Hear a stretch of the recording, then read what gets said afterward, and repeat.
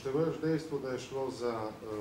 zimsko obdobje, ko ne poteka gradbena sezona, pričakujemo povečano intenziteto izvajanja samih gradenj ravno v prihajajočih mesecih do poletja,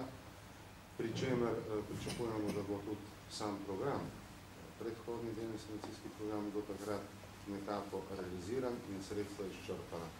Na podlagi sprejetega programa obnove bojo seveda občine dobile tudi ustrezna zagotovila za nadaljevanje potrebnih aktivnosti in tako bo predvidevano v nekem doglednem času odpravljena škoda, ki je nastala na objektih lokalne infrastrukture. Nenazadnje se je v tem neurju sprožilo tudi večje število zemeljskih plazov, kjer je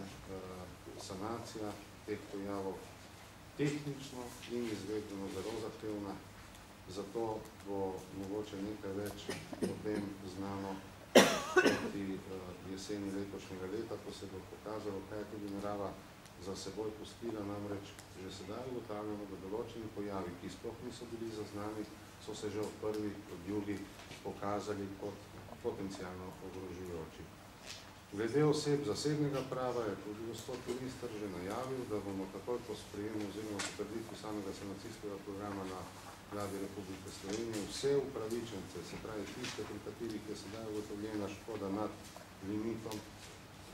2400 € oziroma 1300 € pri objektih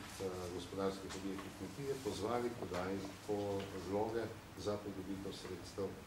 iz državnega proračuna.